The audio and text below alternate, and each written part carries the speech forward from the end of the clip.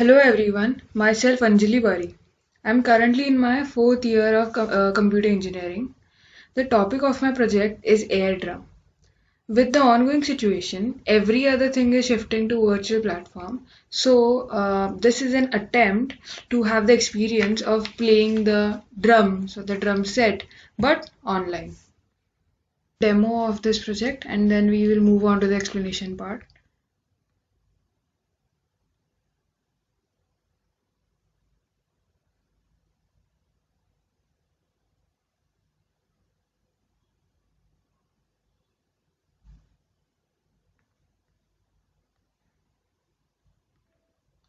So this is the window with where we have different buttons, or what we can say are drums for virtual or air drum. And this is the drum one machine, one motion drum machine which we are working with. So the kick or the snare, the buttons which you see correspond to the similar buttons on the frame which we can see. So right now I have configured this for two objects, so it can sense red color and blue color. And since it is detecting the most possible resemblance to red color, which is my lips, it is currently detecting that. Therefore, there is this green box. So these are the two objects, red and blue. So as I go to Tom 2, wait a minute. So as I go to Tom 2, it will press the corresponding button or the sound for Tom 2. If I go to this, it will play the corresponding sound. So, one, yeah, so now it will go here. So the moment it senses either blue or red, it will try to find out the it will search for the colors red and blue, and it will play accordingly. So if I put blue here, if I put red here and blue here, both of the buttons will be pressed, as you can see in the left window.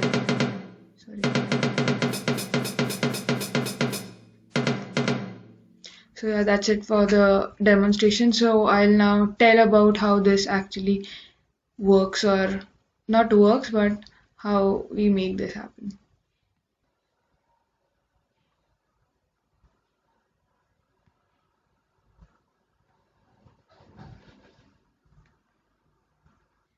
So now I would like to tell you about the libraries which I have used here, or first which libraries I have imported. So the first and the foremost is CV2, that is the OpenCV, which means Open Source Computer Vision Library. This OpenCV library is used to detect images, objects, different types of high dimensional videos, data from real world, and produce a uh, numeric or symbolic information. So basically, this is an algorithm. The algorithms in the library are used to detect and recognize faces and identify objects. So as you saw now, it also classifies, or it can also identify human objects. That is, it could sense the red red color, right? So the next library which we are using is NumPy, which I'm using is NumPy. So this is a Python library that provides multi-dimensional array object, like various derived objects such as masked arrays and matrices. So we are going further in the explanation. We are going to see about where we are going to use arrays. So the next library that I've used is PyAutoGUI. It is a Python automation library which is used to click, drag, and scroll or move. It can be used to tell about that to click this exact position. So, for example, if this is my box, I need to tell or let the computer know when I go into the box that it needs to press it or click it or do the corresponding action or thing related to it. So if this is my red object, when I put it inside this one, inside this, sorry, like this, so I need to tell or specify it that it should press the it should give the sound related or associated with the Tom 3.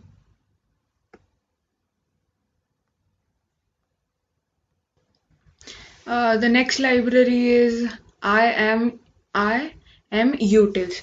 So what is this? It is a series of functions like basic image processing, resizing, displaying. So it is basically used to resize any images or rotate or anything, or skeletonization and displaying matplotlib images easier with OpenCV. Therefore, we use this IAMUtil, so it is easier to work with OpenCV. So now, moving forward, we have created here a def press, that is, it is a press function which we have created, and we have passed the key value. So now, PyAutoGUI dot press key. It will tell the PyAutoGUI to press the specific key, and we have made it a function since we are going to call it again and again. Here we use cap is equal to cv2.video capture to capture the video. Next is which we have used is while loop. While we use it, since it is an infinite loop, it will capture your live video which is going on. So here frame of the video, frame was the dimensions which where we can see how much frame we can play the drums. So frame is cap.read. Then here we have used the IAMUtils, which I told you about the resizing. Then here now we have used HSV, that is hue, saturation and value. It is often used for more natural colors. So we would like to think about the colors more in terms of hue and saturation rather than additive and subtractive color components. That's why we have used HSV is equal to cv2.cvt color frame. Here we have that is BGR, that is blue, green, red to HSV hue, saturation and value. Now here we have specified low red, high red, low blue, high blue. Here basically what we are trying to see is the range of colors. So like we know there are red colors, but there are different shades of red colors. Some are brightly red, some are a little bit maroon or dark red. So that is, we need to capture as many red colors as possible, and similarly as many blue colors, or the range in which they are detectable. So here we have low red, that is the lower bound of it, then higher bound. Similarly, we have done specified for blue, that is the upper bound and the lower bound. So now we have created masks, that is red mask and blue mask. That is in range. Here we have passed HSV, the hue saturation value, the upper lower bound and the upper bound for red color and blue color. This is done because we need to basically tell that we are not restricted to only one red color or only one blue color. So we have specified some range in which they are detectable. So next, now we need to put the rectangles, or basically drums in our case, on the frame. So for that we need to specify the rectangles or the position of the drums or the rectangles in the frame. So for example, here cv2.rectangle frame, here frame. So it is these are the coordinates. Like if we are considering the fourth quadrant, then 0 0 is the origin, then moving forward 200 units in the x-axis, 150 on the y-axis. So these are the coordinates where the frame is going to be placed, rectangle is going to be placed on the frame. And this 255 0 and 0, this is the color of the corresponding frame, that is the blue color, and one, it is the thickness of the rectangle. And now we need to put some text in the rectangle so we will know which button it is associated with. So here we use cv2 dot put text frame. So for in my case, I had to write ride in the first rectangle, therefore it is the text input is ride, and the and 70 80, these are the coordinates in like where I will write in the rectangle. So if we write 0 0, it will be sticking to the extreme left of the rectangle, so we need to place it somewhere in between the rectangle, therefore we need to specify the coordinates. Then here I have given some font, that is font Hershey Simplex. Then this is the thickness, the color of the text. Since we have used blue box, so I've put the red text. Moving forward, if I use a red box, it is going to be blue text. You can have anything like blue box, blue text, red box, red text. So it is okay. And this is the line underscore a. This is used so that we'll get a smooth line. So there are no uh, breaks in the line. So that is why we use cv2 dot line AA. So similarly, we will have to write for all the boxes, like it is, this whole thing is only for one box, to write, to create one box and to put text into one box. Similarly, all of these steps are required. Sorry. All of these steps are required to create all the boxes and put text into the corresponding boxes. So now, since we have two objects, so this is for red object, and blue object will also have similar, everything same, but there will be only few things that will be different in both. I'll tell you about the differences. So now, for red object, contours. So what do we mean by contours? Contours are a useful tool for shape analysis and object detection recognition. Contours is basically a curve or a line which joins continuous points, closely placed continuous points, so that we can see a figure. It is basically made of points which are joined by a line or something, a curve, with also the points with same color and intensity. It will not join random points or with different color intensity. Now, contours hierarchy. So what is hierarchy? We know hierarchy is something that is the first level, then the second level, third level. So there is preference, right? Number one being the highest, and then two, that is the hierarchy, that is something below level one, so level three. Similarly, here for contours, we are going to give the hierarchy, that is, we need to find out the biggest possible contour available. So now I will demonstrate what I mean. Just a second.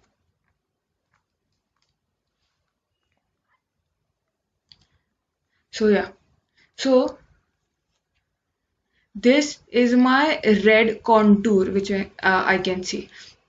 So this is now the only possible or the biggest red contour available in the frame. So now if I introduce this, this is also a red, but here now in this frame, this is the biggest possible red contour. So if I introduce both of them, the smaller one will not be recognized. That is what I mean by hierarchy. The biggest available red or the blue contour will be recognized. But if I remove this one, this is going to be recognized. So now if I remove this one also, it is going to recognize the other smallest red or blue contour available. So it is recognizing this right now. The lips, my lips are.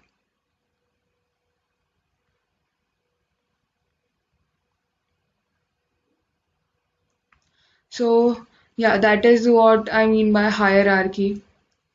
And here now we have passed the red mask. So in our red mask we have specified the low red, high red, basically the upper bound and lower bound for red, the color the hue saturation values. So now contours sorted. So the this is all related to contours, how to create it and everything. So now here we have used a for loop, that is CNT in contours. So now for the contours, this is the x coordinate, y coordinate, weight, and height. So here so it will get us the coordinates of the contour. So now we need to tell the computer when our contours are entering the specified blocks or the drums which we need to play. So here we have given different conditions. So if you remember, we have written in our previous, while creating a rectangle, certain coordinates for the rectangle. So the associated sound to that rectangle will be played only and only if this contour, the red or the blue contour, will enter its bounded region. That is the limit of, for example, if the x coordinate is from 0 to 200 and y coordinate is from 0 to 150, if x is less than 200 and greater than 0, and if y is less than 150 and greater than 0, if that is, then the corresponding key or the sound for that particular drum will be played. That is what I have written here. That is, if x is equal to, if x is greater than, x and y is greater than 0 and x is less than 200 and less than 150, it will press the key 7, which is associated with the first button. So break. If we find the contours in this region, this will be played, then break. If we find the contours in another region, it will press the corresponding key. Similarly, for all the bounded regions, we have given the limitations of x and y. So like if I have got the contours of if I've got the coordinates of the contours x and y, if I know if these are between if these are in between different box, it will play the corresponding sound to it. That is what all about. So now we need to write, since we have 12 different boxes or 12 different drum sounds, we will need to write it in the if statement for 12 times, because we have 12 different bounded regions. So now here, this is the same thing for the blue object, but the only difference here is the blue mask that is passed. Since here previously for red we had passed red mask, so for the only difference here is the, for blue object we will pass the blue mask, that is the color saturations of blue object, that is the lower bound, upper bound. So now, so this is, everything is same for the blue one. So now cv2.imshow. Here imshow, it is used to display an image in a window. Basically, this will display the frame which we were able to see previously. So moving forward, here is key is equal to cv2.wait key. So now cv2.wait key 1, wait key 1, we get continuous live video feed from the laptop web camera. So if we use here cv2.wait key 0, we will get still images, that is different images. So here we use 1 since we are going to be needing a live video. So here now cap release will stop the video, and cv2.destroy all windows, it will simply destroy all the windows which we have created. So yeah, that's it for this project or my explanation from my side. Thank you.